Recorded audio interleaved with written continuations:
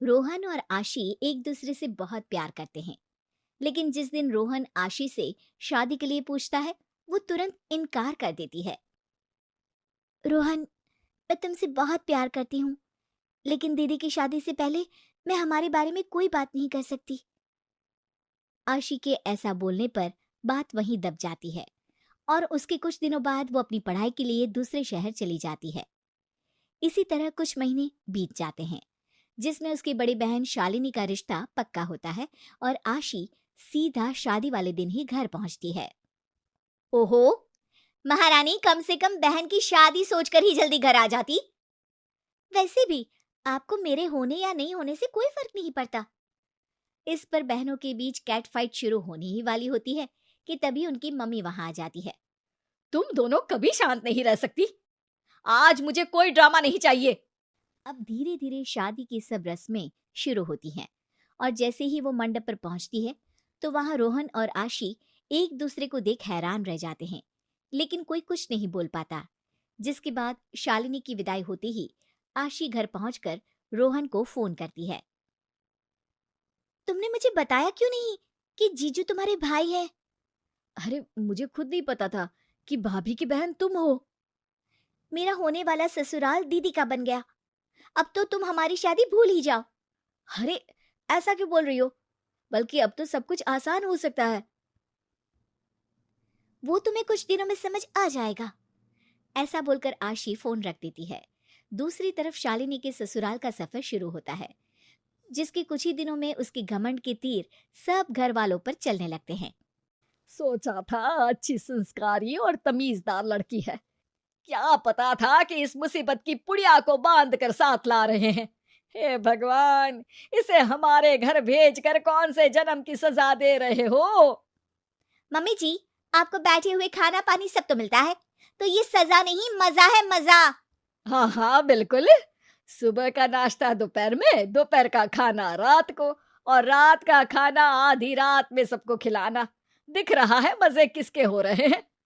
ओ please, मुझसे ज्यादा busy life किसी की नहीं हो सकती। सीरियल, पार्लर, शॉपिंग, इन सब के साथ आप लोगों के लिए खाना बनाना। अरे पता भी है आपको इन सब कामों के बीच में कितनी थक जाती हूँ मैं। ये कहकर शालिनी वहां से चली जाती है और अपनी माँ और भाभी की ये बातें सुनकर रोहन को आशी की बात समझ आ जाती है। आशी सही बोल रही थी। ऐसे बिहेवियर के बाद माँ का भाभी की बहन के लिए हाँ बोलना मुश्किल ही नहीं, नामुमकिन है। अब क्या करूं? ऐसे ही दिन और दिनों के साथ महीने बीत जाते हैं, जिसमें घर वाले शालिनी के व्यवहार से बुरी तरह परेशान हो जाते हैं। शालिनी, तुम्हें कितनी बार बोला है, मेरे तैयार होने से पहले नाश्ता बना लिया करो, नहीं तो मुझे ऑफिस के लिए लेट हो जाता है। मैं आपकी पत्नी हूँ जी, नौकरानी नहीं। इस घर के लिए जितना करो उतना ही सबको कम लगता है। मैं तो यहाँ काम कर करके घिस गई, पर किसी को कदर नहीं।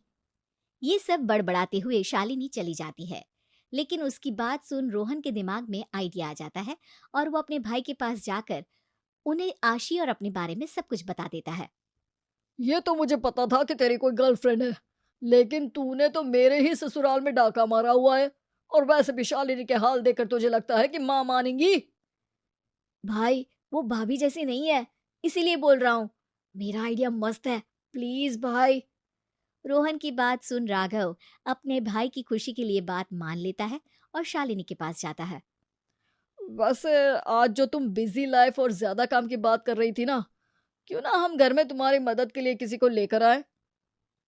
अब क्या अपनी माँ की पसंद वाली मेरे लिए सौतन लेकर आओगे? अरे नहीं पगले, कुछ दिन तुम्हारी बहन को यहाँ रहने के लिए बुला लेते हैं। वो काम करेगी और तुम आराम करना। इससे तुम्हें शादी वाली बात पर उसे बदला भी मिल जाएगा।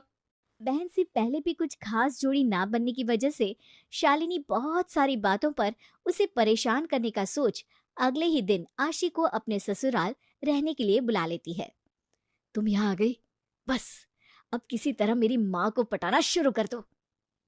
वो तो ठीक है, लेकिन अगर दीदी ने कोई गड़बड़ कर दी तो? तुम उसकी चिंता मत करो, मैं संभाल लूंगा।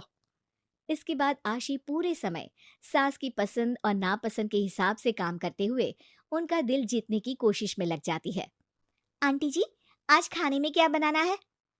अरे मुझे क्या पता, एक क्या कम थी जो दूसरी भी सर पर आकर बैठ गई। इसी तरह कुछ दिन बीतते हैं जिसमें आशी सबको खुश रखने में अपनी पूरी जान लगा देती है और देखते ही देखते अब रोहन की माँ भी उसे पसंद करने लगती है। जब तुम आई तो लगा कि एक और मुसीबत आ गई, पर मानना पड़ेगा, दोनों बहनों में जमीन आसमान का फर्क है। तुम बहुत नेक दिल, सबका ख्याल रखने वाली हो। जिस भी घर जाओगी ना, उसे खुशियों से भर दोगी। माँ की ये बात सुनकर राघव मौके पर चौका मारते हुए रोहन और आशी की शादी की बात छेड़ देता है, जिसे सुन कुछ देर तो सब सकते में आ जाते हैं, लेकिन कुछ देर बाद आइडिया बुरा नहीं है, कम से कम एक तो अच्छी बहू मिलेगी। और इसी रजामंदी के साथ रोहन और आशी चट मंगनी पट शादी कर लेते हैं।